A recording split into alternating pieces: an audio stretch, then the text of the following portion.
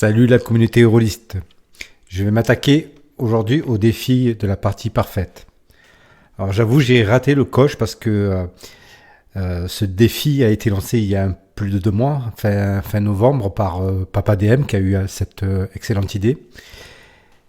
Et mais j'avoue que quand je l'ai vu, quand je naviguais sur YouTube, je pensais pas que c'était ça.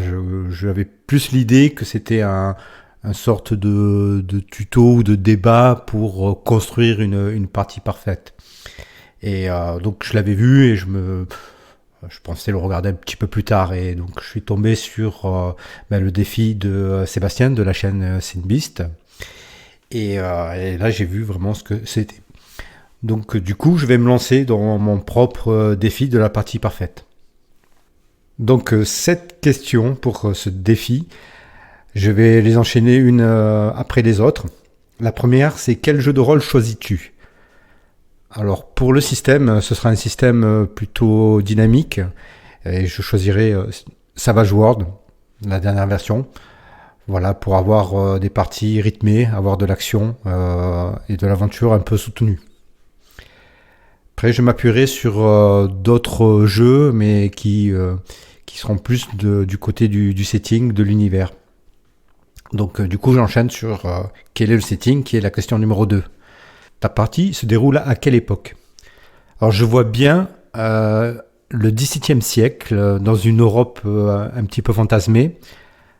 J'ai lu l'année dernière les romans de la série Les Lames du Cardinal qui m'ont beaucoup plu et qui m'ont pas mal inspiré. Donc je vois bien un univers dans une Europe historique, mais aussi avec un côté fantastique, mystérieux. Et aussi l'univers des secrets de la septième mer, que j'aime bien, c'est ce monde créé à partir de l'Europe, de la vieille Europe, en étant assez caricatural dans la description des pays et des habitants. Et dernièrement aussi, j'ai vu la série sur Netflix de One Piece qui m'a bien plu. Donc aussi mettre des éléments d'aventure sur les mers, de piraterie, de grandes aventures au long cours, pourquoi pas. Donc ce serait dans ce style d'univers. Est-ce qu'on devrait rester toujours sérieux?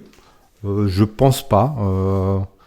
J'aime bien les parties où on est sérieux, mais de temps en temps, on se lâche un petit peu. Et après, on revient dans le sérieux. Donc, pour moi, non. Même la rigolade de temps en temps, le petit trait d'humour fait partie de la partie. Pour la question 3. Quelle menace devez-vous vaincre? Alors, serait une menace serait-elle un monstre, un gouvernement, une maladie?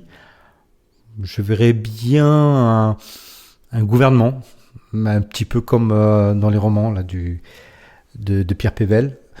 Donc un pays ennemi de la nation des joueurs, ou peut-être des alliés, on ne sait pas. Donc oui, plutôt un ennemi lié à un gouvernement. Question 4. Qui sont les gens à ta table? D'abord, est-ce que tu es joueur ou maître? Eh bien, je serais joueur. J'aurais bien envie d'être à la table et découvrir ce monde et agir dans celui-là avec mes compagnons d'aventure.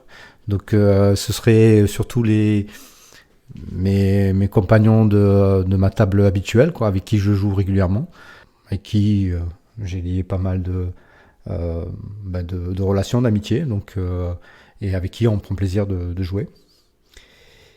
Et voilà pour la question 4. Pour la question 5, comment longues sont tes parties? Est-ce que ce serait un one-shot ou une campagne? Alors ce serait une campagne, mais pas une campagne longue. Une campagne de entre 10 et 15 parties. Combien de temps dure une session de jeu? Alors, je dirais dans 3 à 4 heures. Ça dépendra comment on joue et à quelle heure. Est-ce que ce serait plutôt un dimanche après-midi ou un mercredi soir? J'ai joué quelques fois les après-midi et Et finalement, ça me plaît bien de jouer les après-midi. J'ai l'impression d'un petit peu grappiller euh, sur la vie familiale et la vie sociale en jouant l'après-midi. Mais en fait, c'est quand même pas mal hein, d'être plus en forme pour une partie, parce qu'après le soir, effectivement, le petit coup de pompe de temps en temps, surtout si on joue le soir en semaine, c'est un peu plus compliqué d'être dans la partie. Donc le dimanche après-midi me va bien, surtout que on peut le coupler avec un petit repas avant, quoi. Donc le côté convivial, social, serait sympa aussi de le faire juste après un repas tranquille entre amis, entre joueurs, et après on se lève de table et on enchaîne la partie.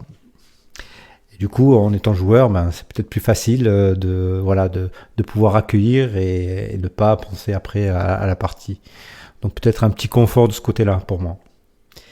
Pour la question 6, quel matériel utilises-tu? Est-ce que ce serait en ligne ou présentiel? Eh bien les deux. Parce que j'aime bien le présentiel. Je trouve que c'est un peu plus riche au niveau échange et social. Par contre, en ligne, ça dépanne pas mal et après, ça dépend les parties, comment elles sont préparées. On peut être aussi très très focus dans la partie quand on est le soir plongé dans l'aventure, où on entend, en fait, nos sens sont plutôt là que l'ouïe que par rapport aux autres sens, donc où on est peut-être un peu plus concentré sur certaines choses. Donc ce serait les deux, donc des parties, on va dire, des grosses parties, ou peut-être qu'il y aurait des coups d'éclat dans la campagne, où on peut le faire autour d'une table, et après pour garder une certaine régularité et ne pas perdre le pied au niveau de l'aventure, placer de temps en temps une partie en ligne pour avoir une continuité dans l'aventure et ne pas attendre tous les 15 jours la partie. Pour les combats, est-ce qu'il y aurait l'utilisation de cartes ou du théâtre de l'esprit? Qu'est-ce que je préfère?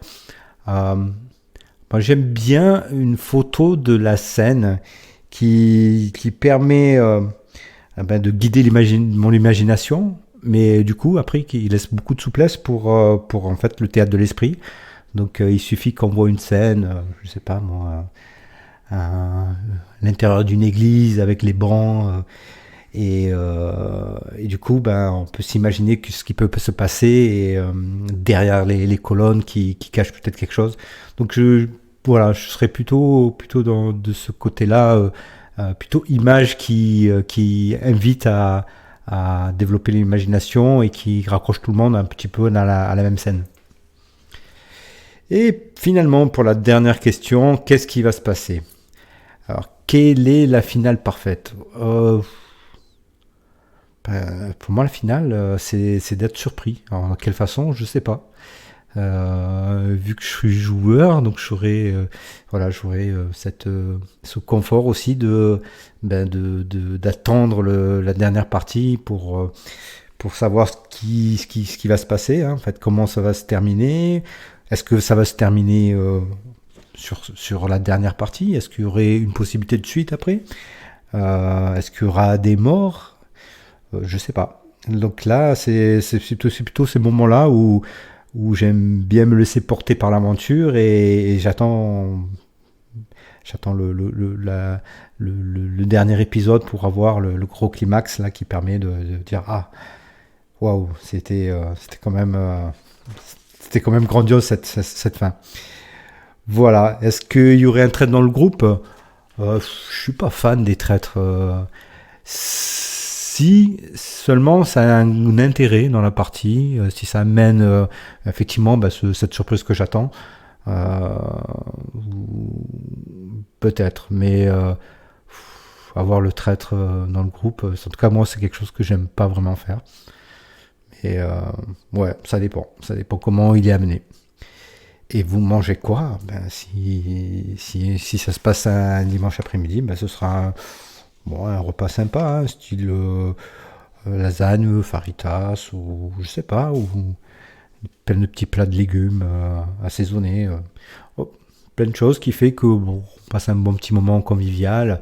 Et après, on se dit à 14h, allez, tout le monde à table, on change de table et on passe à la partie. Donc voilà. Et on continue aussi à manger un petit peu dans la partie. Il faudrait pas, mais ça fait partie aussi du plaisir de la partie. Ben voilà, donc je remercie Papa DM d'avoir su cette idée très sympa qui réunit la communauté et cet esprit communautaire qui est bien sympa. Donc j'essaierai d'être au bon moment pour le prochain, en même temps que je sais ce que c'est. Donc voilà.